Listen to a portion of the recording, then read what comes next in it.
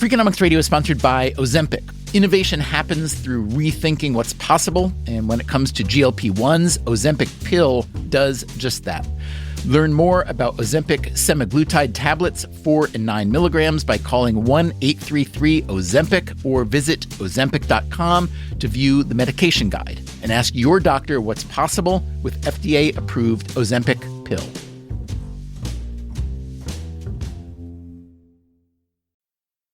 Freakonomics Radio is sponsored by Hotels.com.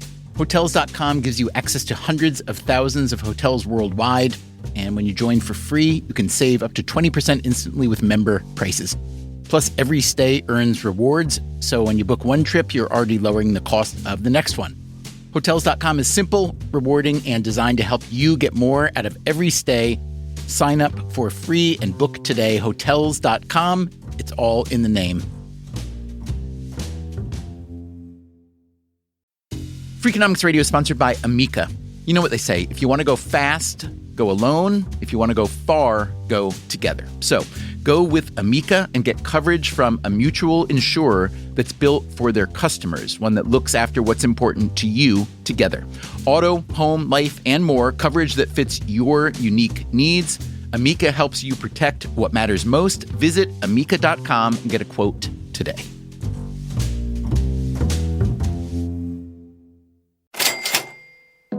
Well, I think the goal from the beginning was the right one. How do we shore up the economy during a period of shutdown? As you likely know, last week Congress passed and the president signed the CARES Act. That's Coronavirus Aid, Relief, and Economic Security at a cost of $2+ trillion.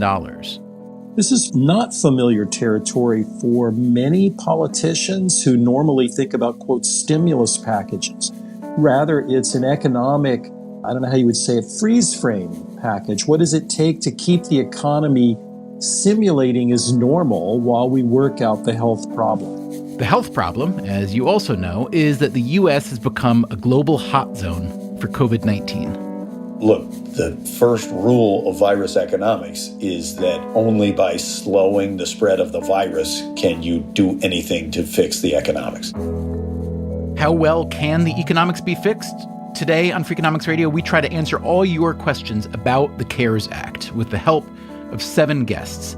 They include one U.S. Senator, a Democrat from New Jersey, a former senior advisor to President Trump, and 5 economists, each of whom has worked in the White House, 2 under Republicans and 3 under Democrats. All the economists had crisis experience during their White House tenures. For some, it was the global financial meltdown. The consequences of doing the wrong thing just feel absolutely enormous. For others, it was the 9/11 terrorist attacks. Obviously, it's a human tragedy. And from an economic perspective, while we had a shutdown, this is much bigger than that.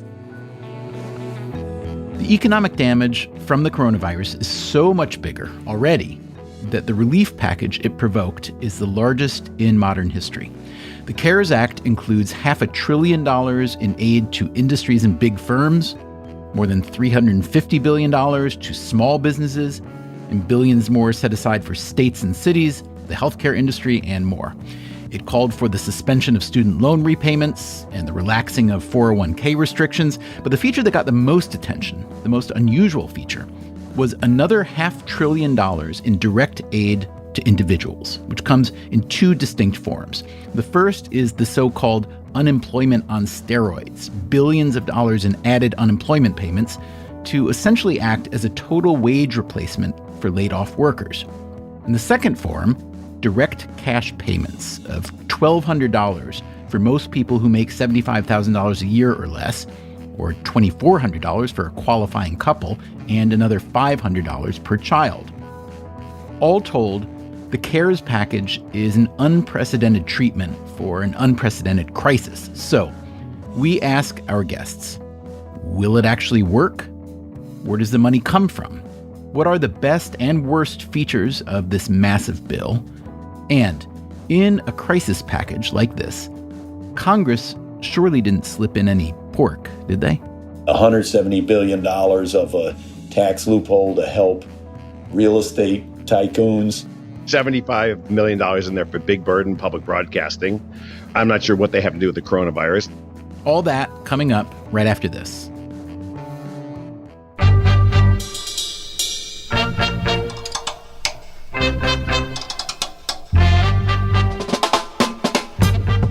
From Stitcher and Dubner Productions, this is Freakonomics Radio, the podcast that explores the hidden side of everything.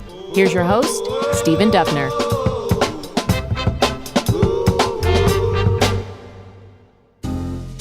Before we get started today, I'd just like to say, on behalf of everyone at Freakonomics Radio, we hope that all of you and your families are doing all right in the middle of this COVID-19 pandemic. We've been hearing from a lot of you lately, doctors and nurses, religious leaders, teenagers worried about their parents and grandparents. It's good to know there are so many people out there using their intellect and moxie to try to help out. I'd also like to thank and commend the rest of the Freakonomics Radio crew, the people whose names you hear at the end of our show every week. They have all been working incredibly hard in strange and difficult circumstances, so this week, let's thank them up front. They are Allison Craiglow, Greg Rippin, Zach Lipinski, Daphne Chen, Matt Hickey, Harry Huggins, Corinne Wallace, and Isabel O'Brien. And thanks to all our guests this week. You'll notice this episode doesn't sound quite like our show usually sounds. That's because rather than going to a radio studio, all our guests were at home, recording with whatever old Bluetooth headset they found stuffed in the back of their desk drawers. Still, they all went to the quietest place they could find in their homes and took time to tell us what they know about the $2 trillion CARES Act. Now, in just a sentence or two, how effective do you think this package will be in stabilizing or rescuing the economy? I think this package will be effective. They have done exactly what they needed to do and what they should have done. That's Gary Cohn, former head of Trump's National Economic Council, and before that, president of Goldman Sachs. And just so you know, Cohn is actually a Democrat. And what that is return every hardworking individual's financial position as close to where it was before this pandemic hit the U.S. economy. And we will take care of your unforeseen medical costs that they have to do with the virus. And therefore, you will be fine to get to the other side of this, and we will keep you employed. Yeah, this is a very different crisis from the last one in that the economic fundamentals are very different. That's Catherine Baker, a healthcare economist at the University of Chicago, who worked on the Council of Economic Advisors, or CEA, under George W. Bush. And we need people to stay at home for their health, for the health of their communities, to maximize economic well-being over the long term. We need to be focused on health right now. That's a very different state of affairs from a crisis that is fundamentally financial in origin. I think it's a good bill. I think all things considered, to have passed a $2 trillion bill as quickly as we have is an achievement for the government. And that's Larry Summers, a Harvard economist who ran Obama's National Economic Council and was Secretary of the Treasury under Clinton. I hope the money will go out as quickly as possible.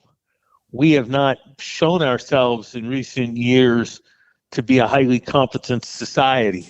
We should have tests on a scale we do not have tests. We should have ventilators on a scale we do not have ventilators. I think people who hear that Congress has passed a law and think that money's coming to them in a day or a week are most likely to be disappointed. At some level, the passing the legislation is almost the easy part. It's the implementation, once you have the bill, is really hard. Christina Romer, an economist at the University of California, Berkeley, ran the CEA during Obama's first 2 years. You need to process the unemployment insurance claims. You need to do the one-time support payments to people or the stimulus payments. Can we get everybody that is eligible for that unemployment insurance? Do you make sure that they know they're eligible, that we have the digital interface so that people can all apply and the computer doesn't crash? What, in your view, is the single best feature of the CARES Act, and what is the single worst feature? Honestly, I think the single best feature is the speed with which our political leaders came to bear. That's Glenn Hubbard. He worked in Treasury in the early 1990s in tax policy and chaired the CEA under George W. Bush in the early 2000s.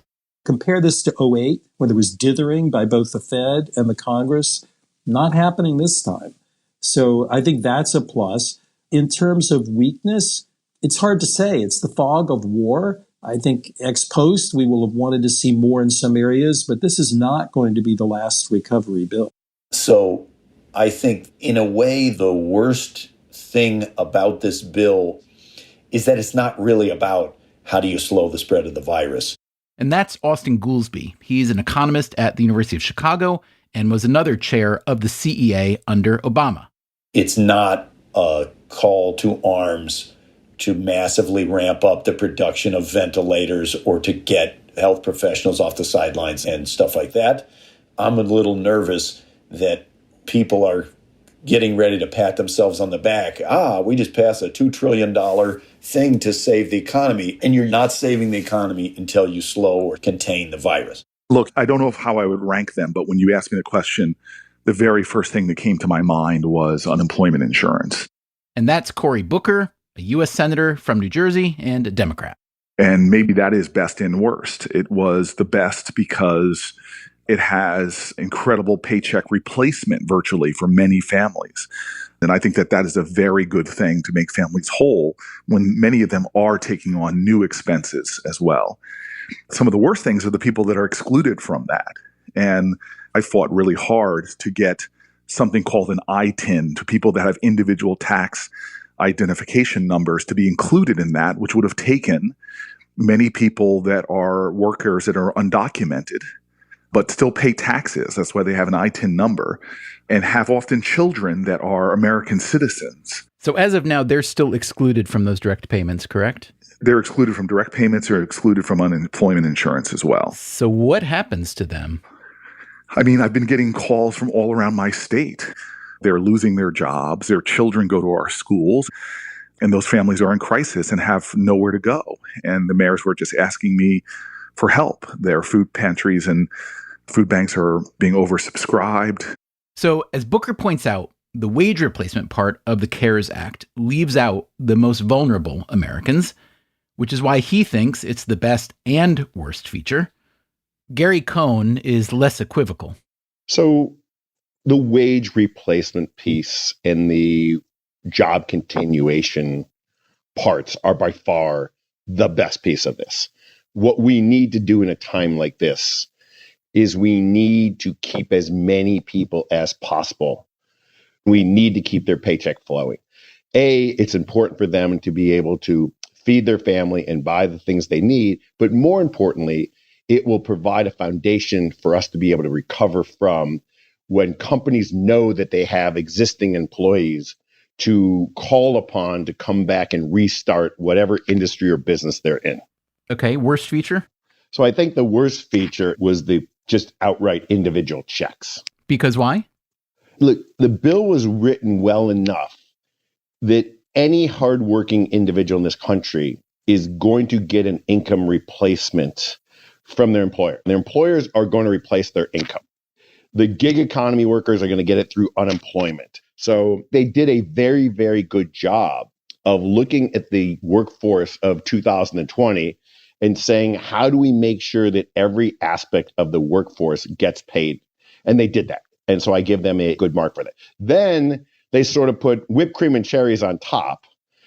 And they decided to send these checks, these $1,200 checks or these $2,400 checks plus $500 for families, which in a time like this, where really all you can buy and all you should be buying, because we're trying to get people out of the economy to flatten the curve, all you should be buying is groceries and medical equipment.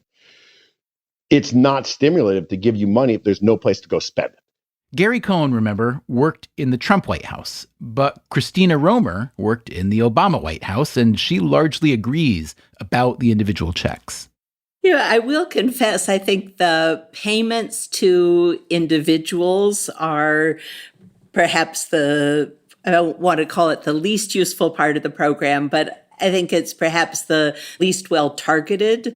Just to be clear, Romer is talking about those $1,200 checks to individuals. As for the unemployment on steroids, she, like Gary Cohn, approves.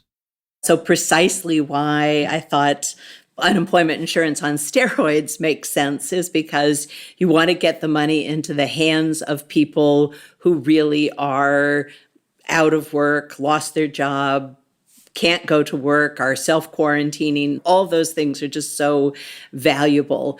And where the payments to individuals that aren't tied to whether you've lost your job or anything like that, I think it's not terribly useful, and it's not calibrated to the cost of living in your area. It's not calibrated to whether you are one of the people that are still able to work versus one of the people that have lost their job. I disagree with that. And that's Romer's fellow Obama-era CEA chair, Austan Goolsbee.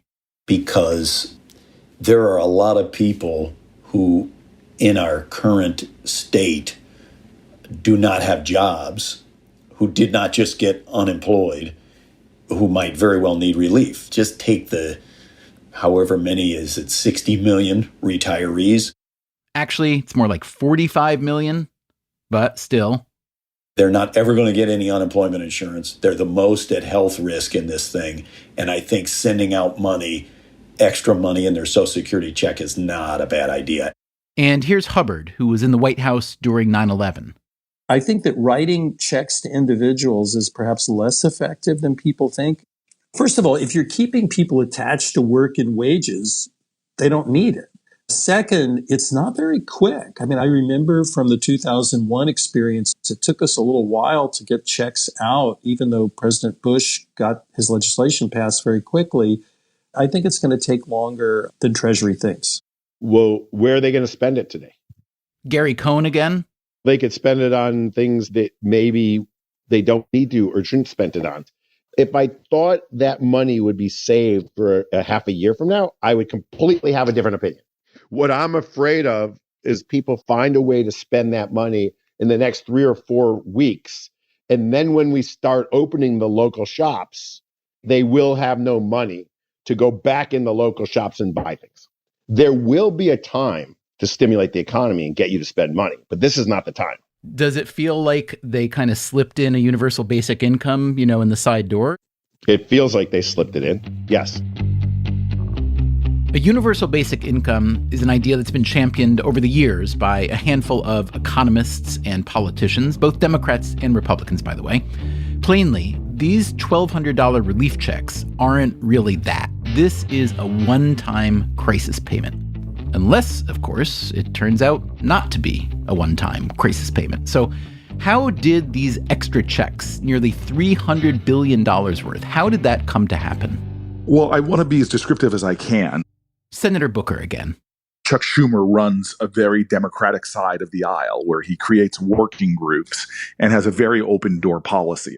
Chuck Schumer is the Senate's minority leader. I called Chuck from early in the morning to late at night on various issues that we were fighting for. Although the CARES Act wound up passing the Senate unanimously, there was plenty of pushing and shoving along the way. The Democrats insisted on much stronger controls on the aid to corporations and industries, for instance. The direct payments to individuals had both Republican and Democratic support. There was a group of about 6 of us that came out early on cash payments. Now, we just talked to Gary Cohn, former head of NEC. He thought that one feature of CARES that was overkill was these cash payments because he felt that the money was going to flow already to individuals from employers and unemployment benefits and so on. Tell me why you obviously disagree. Well, because I'm the only United States senator, lives in a community at or below the poverty line, and I see what families were struggling with already and how difficult it was for folks to make ends meet before a crisis. But there are lots of things that come into their lives in a crisis like this that folks don't realize, just common sense things. And sometimes I hear people telling folks to shelter in place or keep distance with your parents. But, I was talking to a family 2 days ago that, like many families in America, have already doubled or tripled up in housing because we have such a housing crisis in America. And so having this money come into families during a crisis really helps on a lot of levels, from practical to anxiety. A lot of workers, almost all workers, even freelance workers, are going to be receiving, if I read it correctly, essentially full wages, even though they're not working. And I'm curious whether this might create potentially a perverse disincentive for some people to show up for work. Because, if I'm working at a grocery store or delivery or a security officer, and I'm counted as, I guess, essential or necessary, but I'm concerned about myself and I know that I can get paid just as much, if not more, by not showing up, what's going to happen there? This was a point that was made on the Senate floor, and one of my top favorite sort of instantaneous debates where people were on the floor and just arguing this, and it was wonderful to watch. And I put them into two camps. One camp that must think that Americans are scofflaws and have this very suspicious concern about them. And then the other camp that just had a lot more faith in folks and also understood that this is a very short-term bit of money. And so I fully believe... You're on the faith side. I'm on the faith side. I have seen 9/11. I have seen Superstorm Sandy. And when I'm going around these days, what I'm seeing is Americans rising to this challenge and wanting to find ways of being of service. So there was a group of Republicans who objected in the bill and tried to hold it up over the fact that unemployment insurance, in their view, was too generous. Austin Goolsbee again. To make unemployment insurance so lucrative, you would discourage people from either going back to work or talk to their employer and say, please lay me off. It's better. I think that actually is a legitimate concern. And that's Larry Summers. On the other hand, I think in the context of an emergency moment of this kind, for something that, God willing, we're only going to need at massive scale for a few months, I think moving on with it is probably the preeminent value. And Glenn Hubbard again. I think most people are forward-looking. $1,000 doesn't sound like enough to tempt me to quit my job. I think it's more that you might be giving some people money that they really didn't need. But frankly, again, in the heat of battle, overkill is better than the other way around. So one big complaint from many quarters is that the CARES legislation is too generous to corporations at the ultimate expense of taxpayers. I am curious to hear your view about how the money has been apportioned to, let's call them corporations, individuals, and then other institutions like hospitals and so on. In terms of the general splitting of the pie, how do you feel about that? Well, this is not, for me, some kind of binary thing. I don't think corporations are bad. Senator Booker again. So there's a lot of bad things going on in our policy practices towards corporations, but this idea that somehow they're evil and nefarious is just unacceptable to me. We need to be doing things to create more accountability and transparency around corporations and fairness, but also to remember that there are human beings working for these businesses. And the airlines is a great example. I live in a neighborhood that has people working for the airlines and have critical jobs. I think those jobs should pay more. I think those jobs should have better benefits, but I don't think they should disappear if the industry crashes. If the government finds it necessary, and it may well be necessary, to bail Boeing out at this moment, the least Boeing can expect is that a significant part of the upside will go to taxpayers. Larry Summers was an architect of the bailout of U.S. automakers during the global financial crisis. There's no reason why the airlines are entitled to simply get a gift from taxpayers for the benefit of their shareholders. We should do what's necessary to keep planes flying and to have a vibrant commercial aviation system in this country when the time comes and the virus has passed. But the major contributors to that effort should be the shareholders and those who decided to lend money to our airlines. I think of the reason for the airline bailout has less to do with passenger travel and more with cargo travel. Glenn Hubbard learned a lot about the airline industry after the 9/11 attacks. They're very important in moving mail, certain high-value shipments. In the Bush administration, we intervened very sharply for airlines, largely for that reason. Hubbard, like several of the economists we're speaking with today, was consulting last week with members of Congress over the CARES package, lending their expertise and experience. Hubbard even quickly wrote a white paper arguing for particularly strong support for small and mid-sized businesses so they can continue to pay all their expenses, especially their employees. The CARES package does set aside more than $350 billion for that purpose, much of it distributed by the Small Business Administration. But even last week, the SBA's website was already overwhelmed with loan applications. I asked Hubbard what he thought about the small business relief in the CARES Act. Well, I just think it costs much more than they think. The estimated costs that I worked on with a private firm that has data on every business in America is about 3 times the cost of the congressional package. So with respect, I just think the estimate's off. Could you please describe the calculation you did, the number you arrived at, and how that differs from what's in the CARES Act?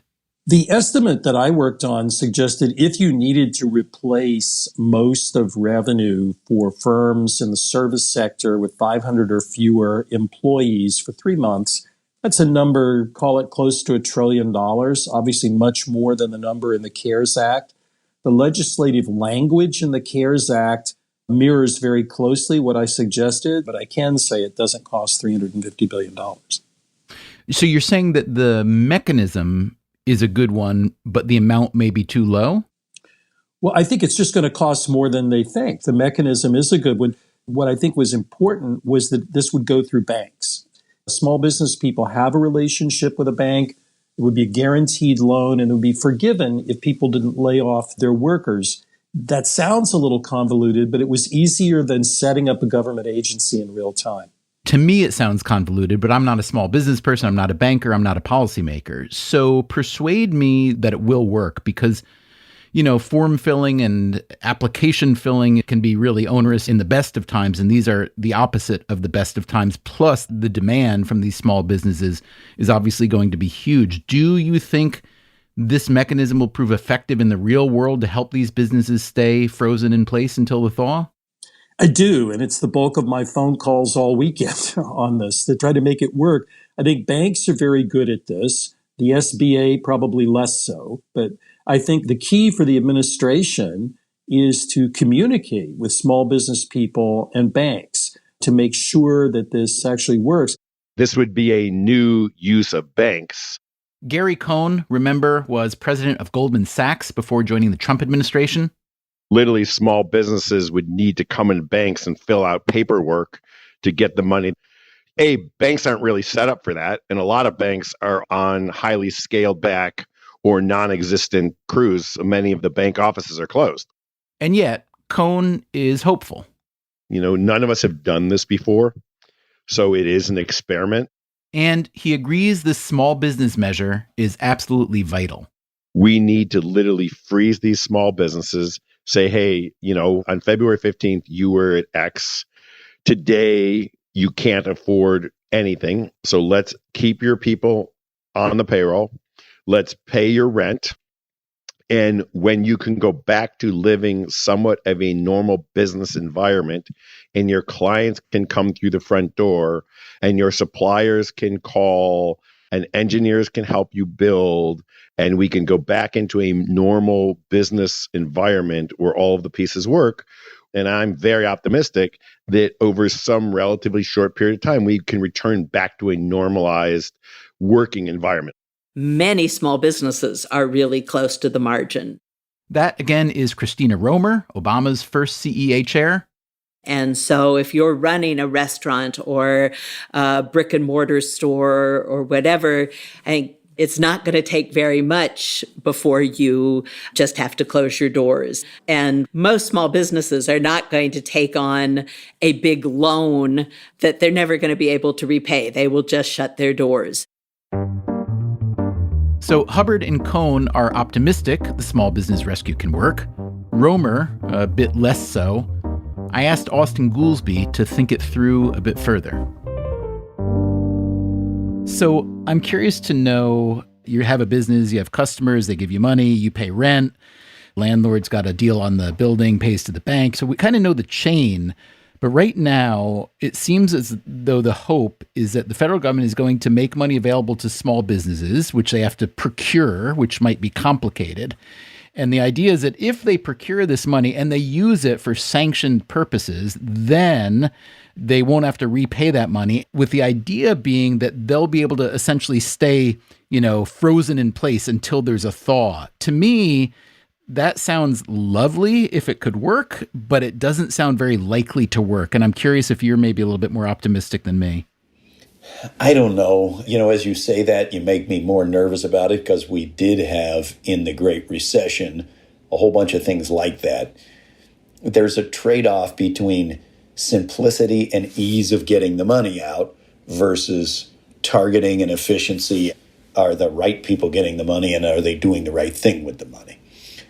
We'll just have to see how it plays out and who makes the loans and how willing the small businesses are to get the money to stave off shutdown. If they're not able to do it, then looking back, they will say that was a terrible mistake.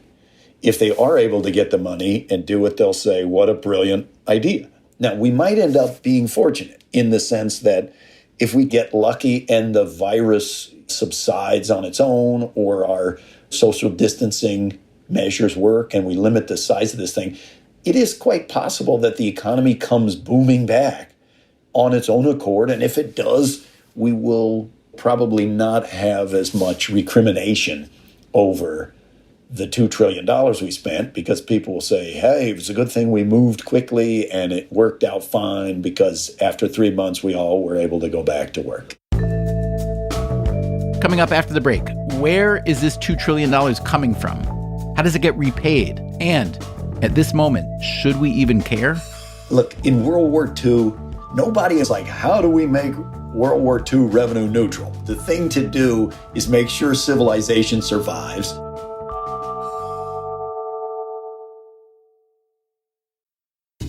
Freakonomics Radio is sponsored by Principal, the perpetual pen tapper, the arbitrary fridge reorganizer, the holiday party planner that starts in May.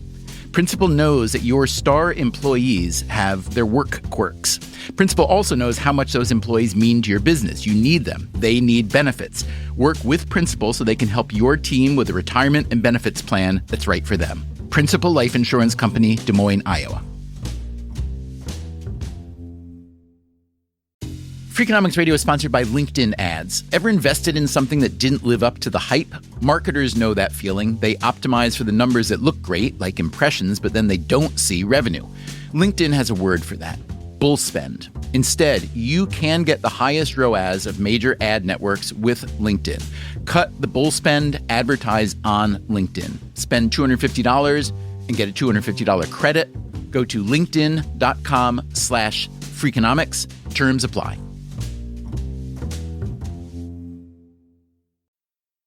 Freakonomics Radio is sponsored by PNC Bank. Boring, great word, bad rep. Yet time and time again here at Freakonomics, we find that when something culture-changing happens, boring things like calculations and careful planning are usually behind it. Which begs the question, why not apply it to other aspects of life, like banking, for example? Well, PNC Bank did since its inception, proving time and again that the best banking strategy isn't the exciting type, but the steady, reliable, definitely not YOLO type. PNC Bank, brilliantly boring since 1865. Brilliantly boring since 1865 is a registered mark of the PNC Financial Services Group, Inc. PNC Bank, National Association, member FDIC.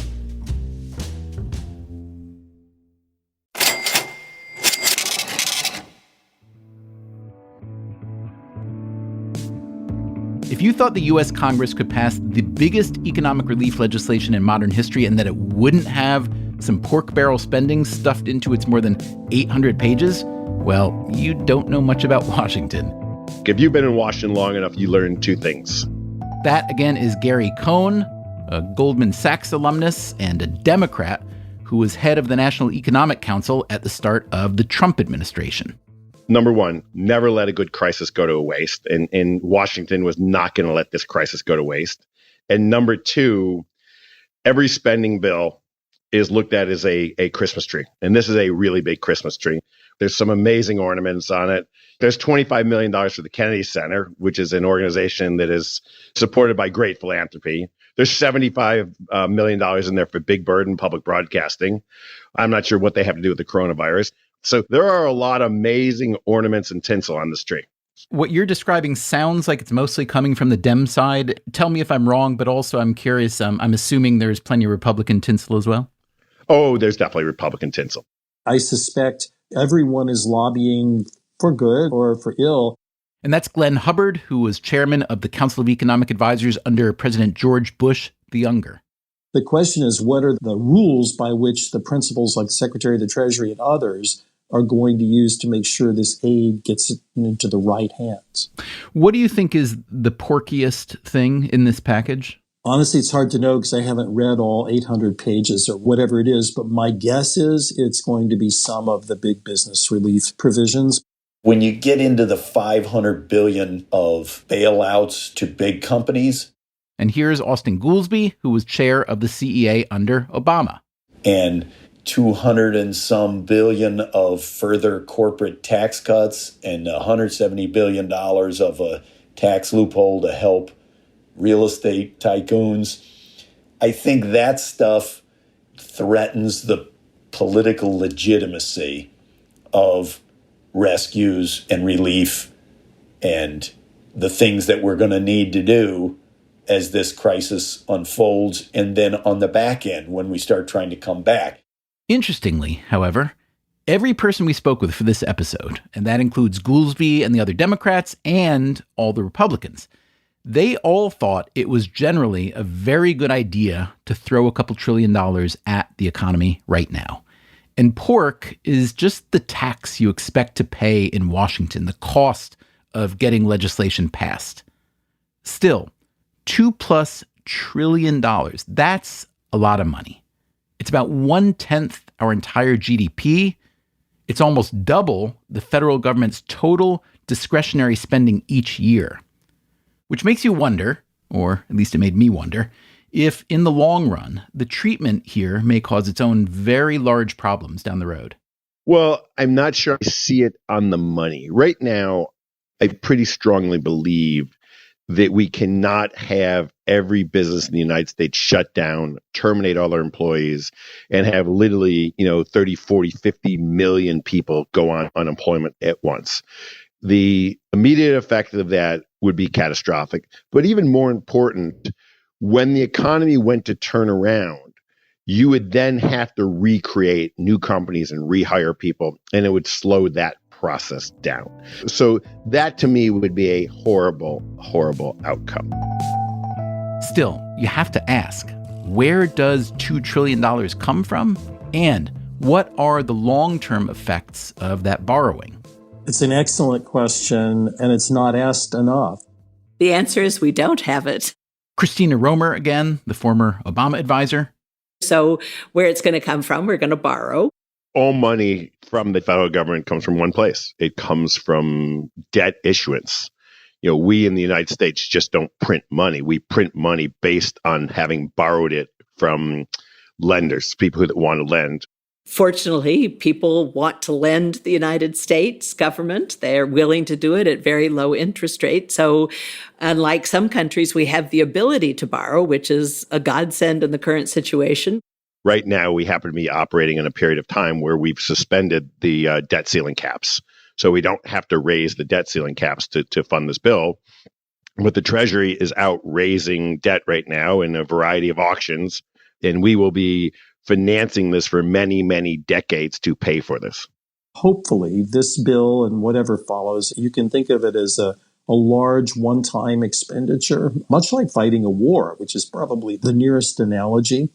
That will have to be paid for in the future by some combination of higher taxes and lower other spending, unless we want to have a permanently higher debt burden.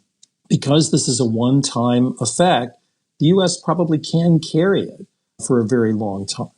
But it's a question that does, I think, put into relief the idea that at some point we're going to need to raise revenues Think about fighting World War II. That was another case where we could say we've just got to borrow a lot to do something that's really important. Well, that's where we are now.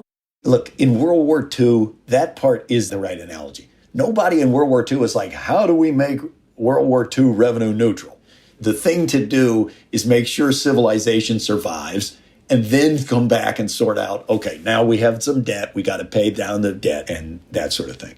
What we spent a lot of the 1950s and early 1960s doing is raising taxes and paying down a fair amount of that new debt that we'd had to take on to fight World War II. And I do think we're going to have somewhat of a fiscal reckoning when we come through this. So we could come out this year with, $25+ trillion in debt, way above anyone's wildest projection of where we would have been. There is going to have to be a period where we say we're going to have to live more within our means. We're going to have to raise revenues. And, I wish we'd been doing that before. To be clear, we were running a big budget deficit before any of this happened. So back when we were at full employment, we were still running $1 trillion deficit. And now we've just decided to spend another $2 trillion that we don't have the revenues to cover. But we are where we are. It's good that we've done this, but we do need to get our fiscal house in order at some point. My view is everything is and should be on the table. I think we really should take this opportunity to do a once in a lifetime reevaluation of both spending and revenue. Everything should be on the table. But before that, we probably shouldn't be too surprised if Congress were to come back, even very soon, for another $1 trillion or $2 trillion, perhaps for infrastructure or other rebuilding projects. And there are two large areas that are included in the CARES Act that some people feel didn't get enough money. One, as Austan Goolsbee noted earlier, is fighting the pandemic itself. That said, there are countless federal and other agencies focused on that, so you could say it's wise to keep the economic relief focused on economics. Also, the CARES Act, along with some earlier, smaller pandemic legislation, did include some healthcare changes. Here's Catherine Baker, the healthcare economist who spent 2 years in the George W. Bush White House. There are changes in health insurance regulations and coverage that I think are really important in terms of making sure that there are no financial barriers to getting tested, to getting treatment, that telehealth visits are exempted from patient cost sharing, that plans are allowed to amend their coverage to add more benefits mid-year, that Medicaid funds can be used to provide testing and treatment for families who are uninsured. All of those provisions are really helpful as well. The other area that some people feel didn't get enough direct aid in the CARES Act, and by some people, I especially mean governors and mayors, were states and cities. Christina Romer.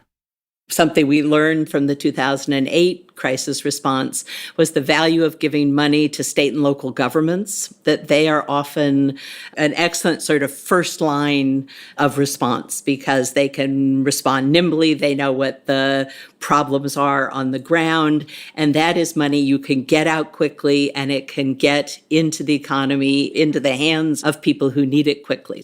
Furthermore, states have their own fiscal obligations. Here's Gary Cohn.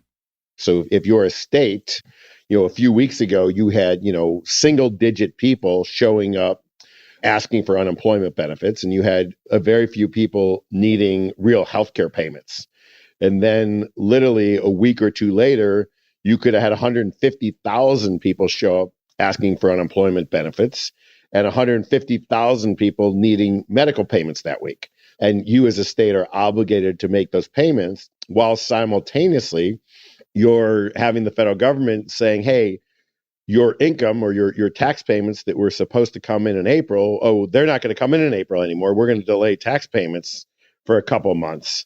So you put states in a short-term cash squeeze. And the municipal bond market says, whoa, if states don't have any revenue and they have massive expenses, how creditworthy are they? And the municipal bond market will reflect their lack of creditworthiness. State and local governments have balanced budget requirements. That's Larry Summers. Again, he's a former Treasury Secretary. Their tax revenues are going to collapse because they depend on sales taxes and nobody's going to be able to go into a store. Their needs, on the other hand, are going to go up and they're not going to be allowed to borrow. The only entity that's in a position to help fix that is the federal government, which can borrow. And here's Glenn Hubbard. I do think states need support, and I would put it in two buckets. The first is for critical public health infrastructure. The wrangling going on between Governor Cuomo and the president is reminiscent of that. The other is for Medicaid programs, which states have a match from the federal government, and I think more funds are needed there. You know, we've been hearing about entire industries shutting down, millions of newly unemployed workers and so on. We know that.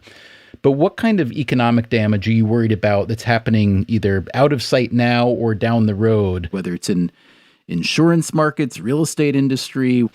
I understand the muni bond market in many states is a total mess. Well, I think that we don't know how this is going to change us culturally. That's Senator Cory Booker. 9/11 changed the culture of our country pretty profoundly.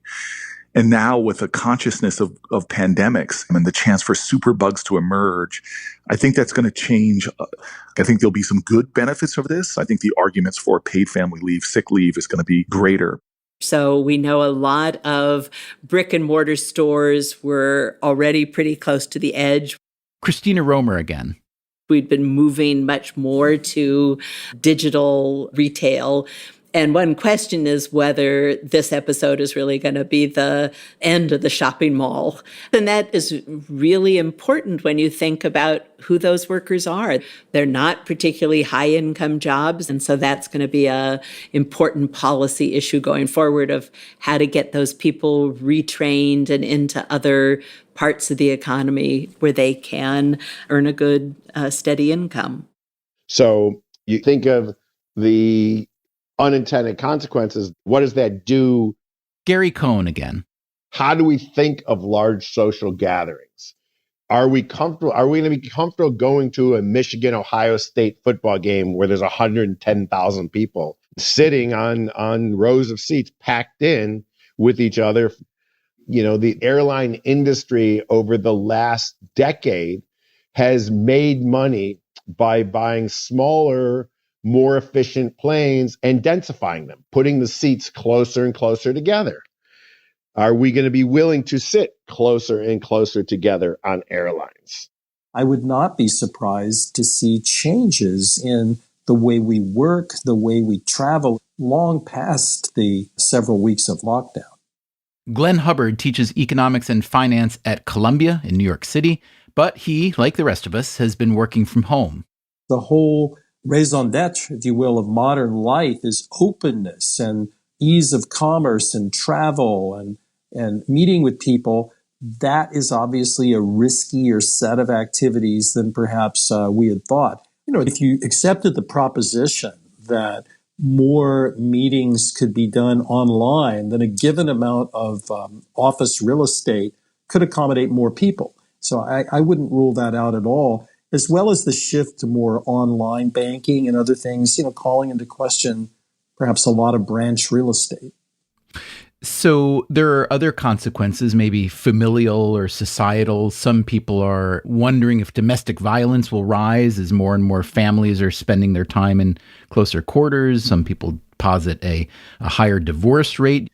I actually think the opposite. I think that almost a blissful reconnection seems more likely of people being able to see one another more often. I can't remember a time when I had this many family meals in a row at home. And I actually find it very pleasant. I hope my wife does too. This is certainly going to change the way most people think about healthcare permanently, but I don't know in what way. Catherine Baker again. This highlights the importance of everyone having access to life-saving care.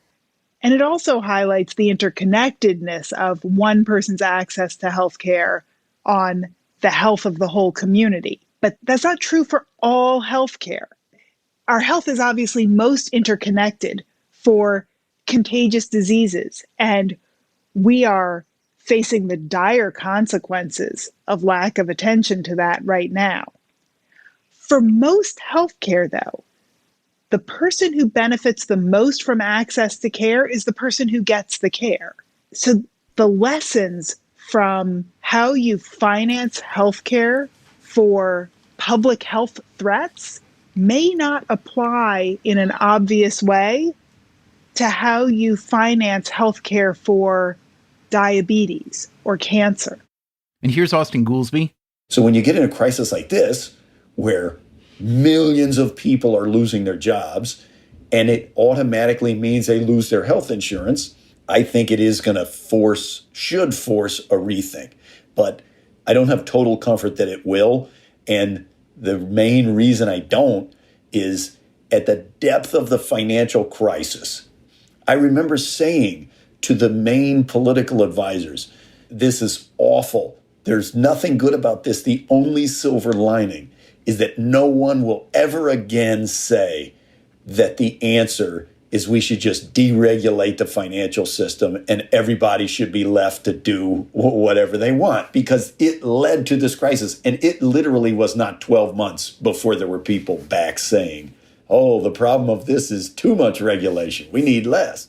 Actually, I think a really important point is to not be trying to make permanent policy decisions in the middle of a crisis. Christina Romer again. This is a unique time. Let's deal with the problem now. I think it's not the right time to be deciding what should our permanent unemployment insurance system look like? What should our permanent student loan program look like? So I would actually hope that people view this for what it is, which is an incredibly important and valuable response to the current crisis. But then we need to still have a good, vigorous debate on what's the right thing for the long term. What's the right way to design your safety net? How do you want to deal with inequality? The last question we asked our guests was, well, we asked if they had any good news, any reasons for optimism, however fleeting or small. And the really good news was that the reasons they gave for their optimism were neither fleeting nor small. Here, in order of appearance, are Glenn Hubbard, Gary Cohn, and Austan Goolsbee. Well, I think it's two things. One is just resilience. The economy has proven resilience through pandemics, through world wars, through social upheavals. I see no reason to believe that won't be true now. And the second just is the very strong community spirit that I see in my own neighborhood and community and church, but also, around the nation. So is it a good time? No. But are there things we can learn? Yes. I think in many ways, this is going to make us a better country when we get done with this. Because when you go through things that you think can never, ever happen to you, and I've gone through 3 or 4 crises in different businesses I've been in, the business always comes out stronger. It always thinks more broadly. It always is more prepared. And you're willing to engage in conversation that prior to going through a crisis always would have thought like it was a foolish conversation. I hope that the Congress and Senate and the executive branch will now start having much more realistic conversations about the future of the country, about the health of the country. And if they're not willing to do it, that we as citizens are smart enough to vote in new leaders that are willing to have that conversation. Look, we know that this does not in and of itself have to destroy us. Right now, this is a very intense, demand-driven recession, maybe, if you want to think of it that way. There are plenty of beach towns that close down in the wintertime. There's plenty of episodes where we have shutdowns and they don't have to destroy us. We're scrambling a little because we didn't expect this and it came on suddenly. But if we get control of the virus, the spread of the virus, either with vaccines and treatments and innovation, or respirators, ventilators, etc., or we do enough testing that we can only isolate the people who actually have the disease and everybody else can go back to work. Any of those things, if you get control of the virus, the economy is not fundamentally flawed. It can definitely come back. we can definitely put this behind us. And we're going to remember this as this was a really wacky time that nobody expected, and there never was anything like it before. And let's hope there's never anything like it again.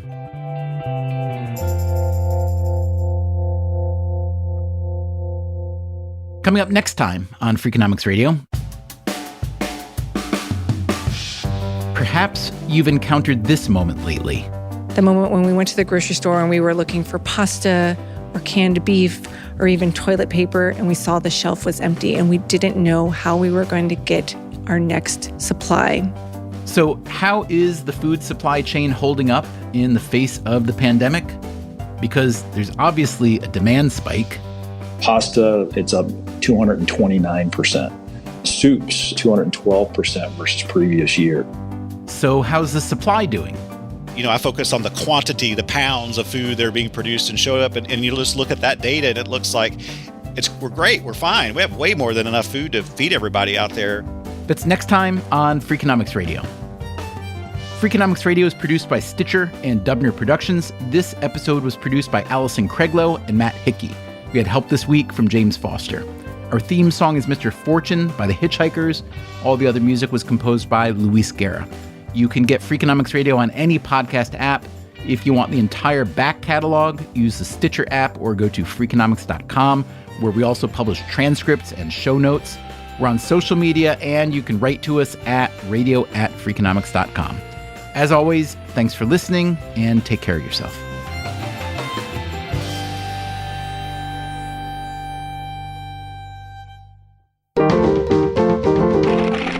Stitcher.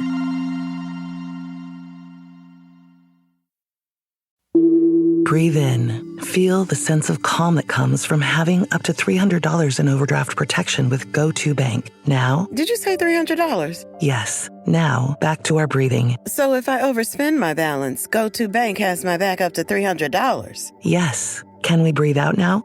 Less worries, more zen, with over $300 in overdraft protection. Tap to open an account today. Eligible direct deposits and opt-in required for overdraft protection. Fees, terms, and conditions apply. In the U.S., there's a break-in every 26 seconds. But when intruders step near, Simply Safe Home Security steps up. Stop. This is Simply Safe. Police are on the way. Using AI alerts, U.S.-based live agents help deter break-ins. Simply Safe, no long-term contracts. Save 50% on your new system with professional monitoring at simplysafe.com/SXM or with promo code SXM. Outdoor deterrence requires a Simply Safe Active Guard outdoor protection plan starting at $49.99 a month. Visit simplysafe.com/licenses for alarm license information. Tennessee 2012. Hey there, I'm Stephen Dubner, host of Freakonomics Radio. If you love the podcasts in the Freakonomics Radio network, I want to tell you about a way you can get even more from us. To hear our shows without ads and get exclusive access to Freakonomics Radio bonus episodes, please subscribe to SiriusXM Podcasts Plus on Apple Podcasts or sign up at SiriusXM.com/podcasts plus. Start a free trial today.